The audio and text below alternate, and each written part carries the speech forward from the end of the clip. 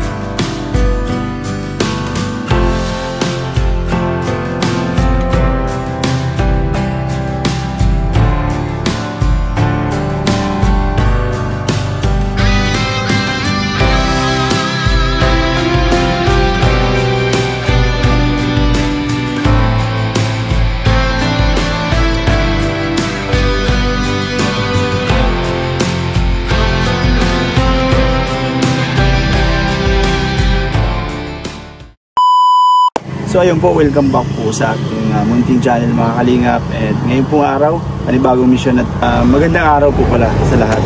And syempre po kasama natin yan si Ryan, si Kalingap Ryan. Dalawa lang kami ngayon. And dahil katatapos lang po ng bagyo, so naisipan ko po bisitahin natin na isa ko po sa beneficiary, si Bayabas Girl, si Jasmine. Kasi po nag-alala ko kasi yung bahay nila is tuluan na. So, ang dami pong natanggalan ng bubong. So, inimagine ko. Sa tingin ko, isa din yun sa nawala ng bubong. Ano, Ryan? Oo, kasi pagpunta natin doon, halos talaga matanggal na yung ano nila. Oo, saka kita na yung langit pag tumingala. Butas na talaga. So, ayun po, mga kalingap, samahan niyo po ako at pupunta natin si Jasmine. And may dala po akong bigas na para sa kanya. And sarado kasi halos yung mga grocery ngayon. Kaya hindi po kami nakapag-grocery ni Ryan. Bigas lang yung nadala namin. And sa mga hindi pa po na nakasubscribe sa akin channel, Kalingap Beshi po, and huwag nyo po kalimutan i-click ang notification bell para lagi po kayong updated sa aking mga bagong upload na video. Syempre po huwag nyo po kalimutan mag-comment and mag-like, and huwag nyo rin po i-skip ang ads kasi yan po, mas malaking tulong po yan sa aming mga channel, sa aming pag-charity. So ngayon, tara guys, puntahan na po natin si Jasmine. Tara Ryan, let's go!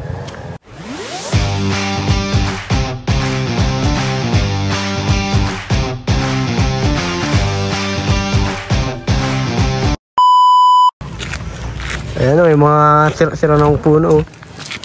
Dami no. Ayaw mo palang pwede, kaya talaga. Kaya dito.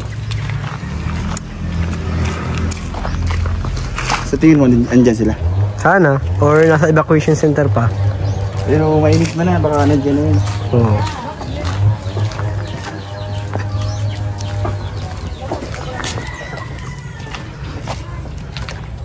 Ay, giba na. Nagiba bro yung bahay nila. Siya ka. Buti di na tayo. Sana na andyan. Sana. Tapo ka muna. Ay. Ay. Ay, grabe. Tapo. Ay, si Jasmine. Oo, ingat po, grabe oh. Bahay nila. Ay, si Jasmine guys. Sarang sira. Ayun, Jasmine, tuloy na kami. Grabe, ano nangyari? Ang lakas ng bagyo, di ba? Grabe.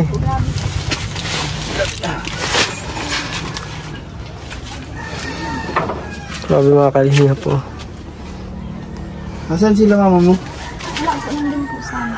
Saan? Duty po sa barangay. Nag-evacuate? Iya po.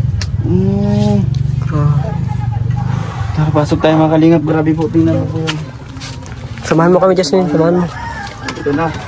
Sabi ko na, tama yung hinala ko eh. Buti hindi nilipad Jasmine yung bubong nyo. Yung nga po, nag-uuga lang po. Naguga siya. Hindi, Nung ano, nandito pa din kayo nung nagbabagyo? Wala po, nag-evacuate po. Ito yung mga gamit niya. Basa lahat. Iya po. Ayan. Parang di na to bahay, ano? Wala na. Dati may ano pa to, may harang pa to eh. Ngayon wala na. Paano yan? Anong gagawin niyan? Wala na kayong ano, bubong. Anong ginagawa mo pala dito? Naglalaba po. Tapos yan po, inayos mo na po yung mama. Nasaan si mama mo dyan? Nandun po sa... Papa mo?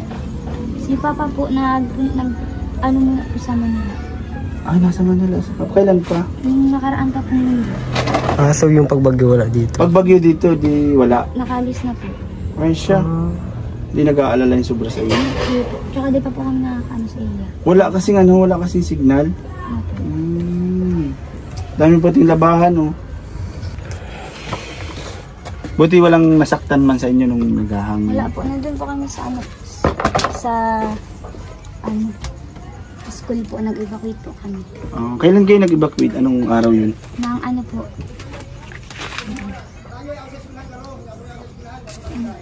Sabado po. Sabadong gabi nung pinaligas na kayo ng barangay.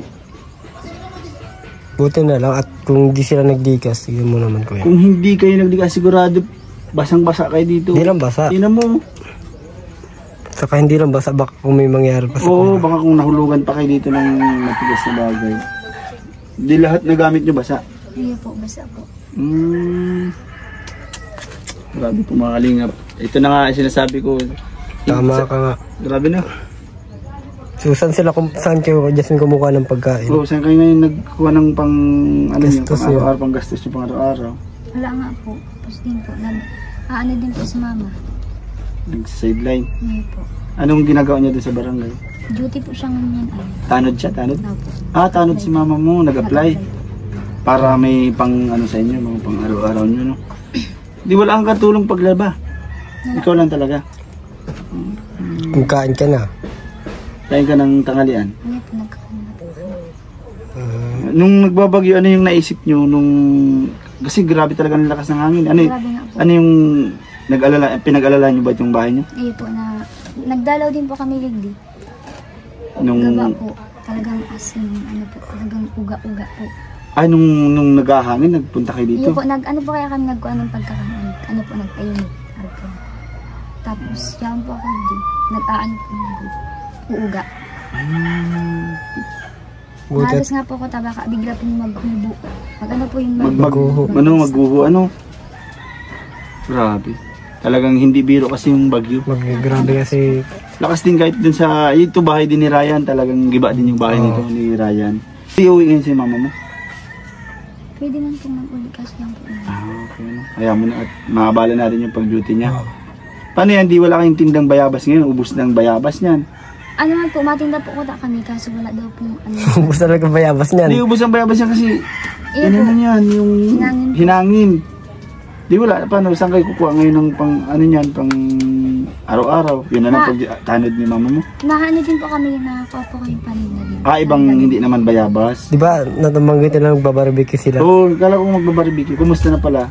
Ano po, ginamit mo na po ni Papa papunta dun sa ano, walang wala po talaga. Lalo na po nung naano po kami, mapas ko po. Oo, ang kapos. Po mga kalingap, bali...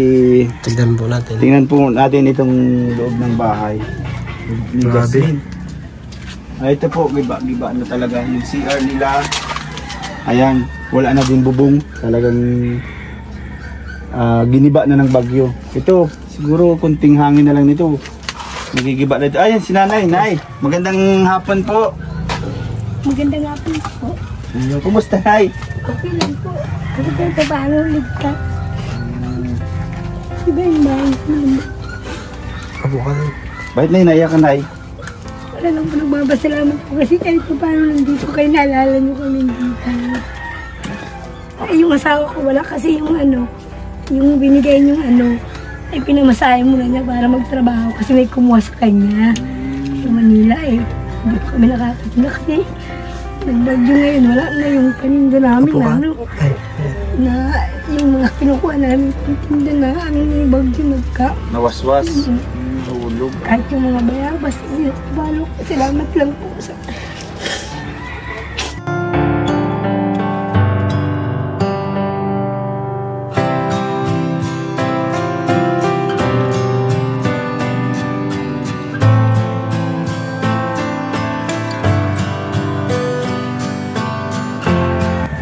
talagang alam nyo na habang nung nagbabagyo, kayo yung inalala ko eh. Hindi ko Isa kayo sa mga beneficiary ko na inalala kasi nga talagang nakita ko naman yung sitwasyon ng bahay niyo talaga. Pero hindi ko din po in-expect na na babalik kayo. Babalikan ko talaga kayo na. Salamat po. Kasi ang dami ding nakapanood ng kabuhayan nyo. Paano tunay yung bahay nyo? Ano Po, yun din nagba din yun ng bagyo. Tinapalan ko lang ng tinapalan ko ng trapal para tulugan namin. Kasi nung nandun kami sa eskwelahan. Kasi wag di kami malis, baka mamaya biglang gumiba. Oo, biglang mabagsakan kami ng puno. Bagsak to kaya. Kasi yun, dinindingan lang namin kasi natuklap din yung dingding yung mga tuklap-tuklap din. Ding ko para matulugan namin. Kasi wala po yung asawa niyo, ano? Sa Manila po. Sakto yung ano pa po umalis. Kailan ko hindi pa naman kasi masimula pa lang siya nagkukuha pa ng sinama po kasi nung kayo may trabaho daw po doon. Sumama naman po. Kasi pag ganito pong nagbabagyo minsan pag malakas hindi man po baga makalahot, wala man din mahuli. Kasi dati may tabing to eh. Opo. Wala na, nawaswas talaga siya ng bagyo. Saan sila nanay matutulog ngayon? Saan po kayo natutulog? Diyan po. Diyan po. Silipin niya sa linakta namin na yan. Silipin natin, natanggal na din po yung mga dingding ng pinakuha. Grabe, nakakatakot na din. Diyan na lang po kasi butas-butas na rin yung bubong kaya nilagyan na lang namin ng trapal. Tapos yung dingding na po pinulot namin yung mga tanggal dinding namin dun. Kasi natanggal na po siya ng isang araw. Paano tunay? Wala nang bubong. Anong step na gagawin na? Anong plano nyo dyan, Nay? Nag-iipon po kami para makabili ng May lupa po ba kayo pera dito? Ay, wala po. Wala pa? Wala. Kasi yung sabi nyo dati yung tinirhan. Ay, yung dati po namin tinitirahan doon yung sa sa tatay ko kami doon. Nakikitira lang din po. Oo, Ito pong natitirikan nyo ito, isa inyo na po talaga ito. Doon na po ito sa biyana namin, inano na sa asawa ko. Binigay na? Talagang sa inyo na po talaga ito. Di kung sakasakali po, dito na talaga, papaayos na lang ito. Hindi na ito babawiin sa inyong lupa. Kailan po, hindi pa namin kayang ipaayos ng Papapalitan lang po siguro namin yung bubong muna para ma-anuhan namin. Kasi pag umulan po, hindi namin ma-anuhan eh. Kasi unang-una po, si tatay po yata is wala pang ilang dito. Wala pa po. Hindi pa rin sa sahod. Hindi pa po. Saka wala silang katulong dito mag-ayos-ayos. Wala, kasi walang lalaki. Pag po sabi nung baka mga isang buwan daw po, hintayin na lang namin Yun po ako na nagpupuk. Kami na din ang naglagay-lagay ng ng trapal. Nay, nung kailan po kayo naglikas? Nung bago magbagyo? Sabado po. Sabado ng hapon. Kasi linggo po yun ng maga. O linggo yun, diba na? Linggo po ng maga yun eh. Tapos nagpasok kasi siya, diba? Alauna hanggang alas 2, alas 3. Anak mo ito na? Opo. Dito ka na. Yung anak ko pong bunso. Ito yung pinakabunso mo po. Opo. May maliit ka pa pala na. Ilang taon yan? 7? Opo. Maliit ka pa pala na siguro ko, nag-aalalang sobra sa tatay sa inyo ngayon. Opo, kailan hindi naman din kayo makatawag kasi po eh. Wala kang signal na. Tapos lobat tayo po signal. Tapos wala din signal. Kailangan mo siguro mag-load ng lang. Napansin ko si nanay kanina, naging emotional siya pagpasok niya. Siguro, di ko alam kung natuwa si nanay pagpunta natin o... Natuwa po ako. Pagdating mo, nagpapasalamat po kasi kahit pa paano. Wala silang makunan Siguro wala na kayo na budget na yun. Wala na po talaga. Saan sila kumukuha? Makapagtinda-tinda po pero wala naman. Sabi ko nga, wala na yung mga bayabas po. Wala na ako kukunin po. Paninda. Yung sampalo ko din naman na kinukuha namin. Nabunga din sa amin, wala na din. Nagkain na kayo na isang halian. Nagkain na po kayo. Nagkain na po, binigyan naman kami ng relief. May Ay, 2 kilo. Ang galing sa barangay po. Kaya, may nag-iimpay din po kami. Nagano yung asawa ko. Kaya lang, hindi pa po kayo makatawag. Ano po. Buti ko na po. So, Nay, anong hiling mo na dito sa bahay mo na? Anong mangyari dito sa bahay Wish mo? ko lang po kahit siguro po hindi na mapasimento, mapalitan ko lang medyo matibay. Tapos mapalitan lang po yung bubong.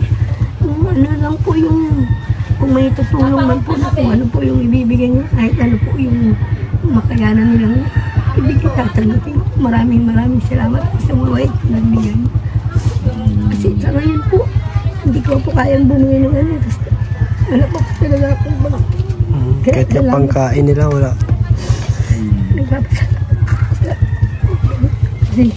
Sige lang. Okay lang. Naintindihan po namin kayo kasi kahit naman sino talaga maluluha kasi bahay ito nila eh. Inisip nila. Pero nagpapasalamat din po ako kasi kahit pa paano. Buhay po kami. Wala nasaktan. Hindi po kami At least po nakapatlikas kayo ng maaga. Dapat po sana hindi kami nilikas. Kaya lang po sabi ko, baka po biglang lumakas ng mga alas 12 ng gabi. Hindi na kami makakalis. May mga naglilipada na ganyero din nga po sa school. Yung ibang mga yero din nagliparan. Alam mo bro, ilang balik na tayo dito. Ngayon ko lang nakita si Jasmine na lumuha. Si nanay.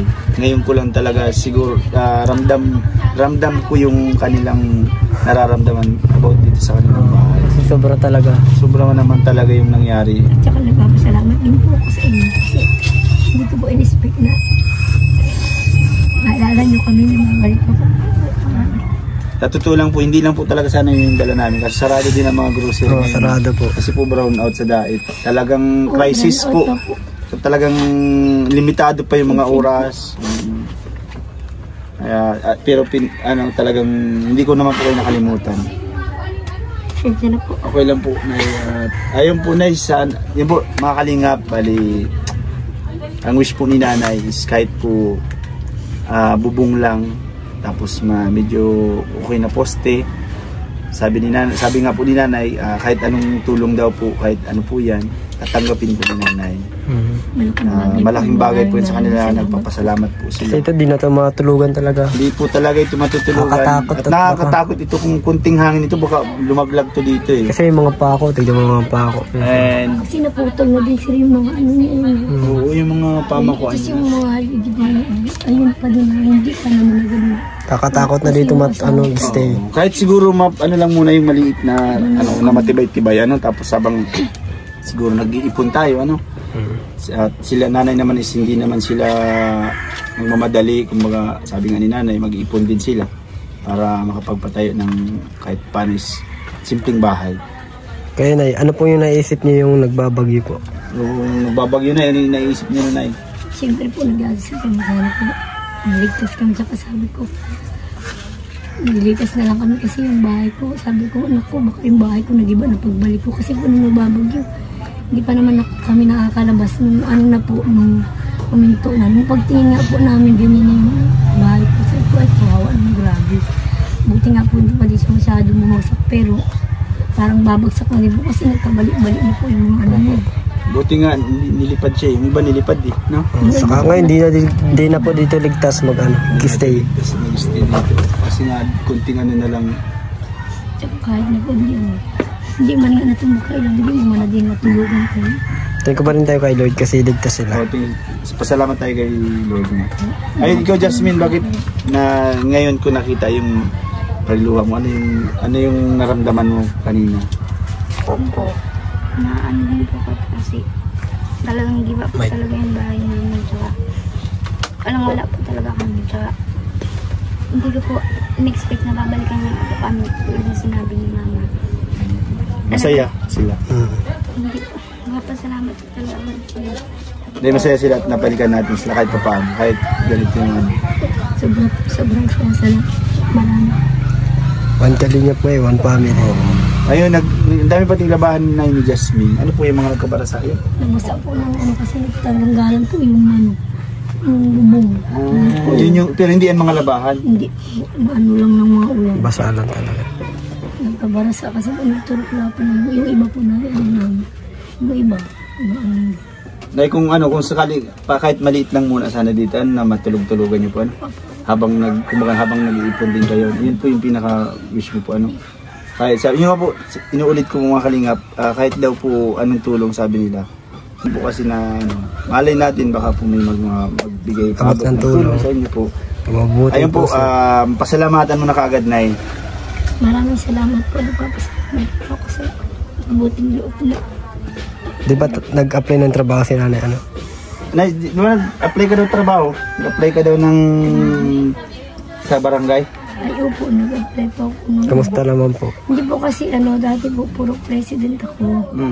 Tapos sabi po, kailangan daw ng tanong. Hindi daw ako mag-puro president. Kaya po nag-apply daw ako ng tanong. Kumusta naman, Nay? Okay naman po. Masahod naman ako sa November 29. Magkano naman po na isang 1,140. isang buwan yun? Pero kahit paano, malaking kabawasan na rin para kay nanay.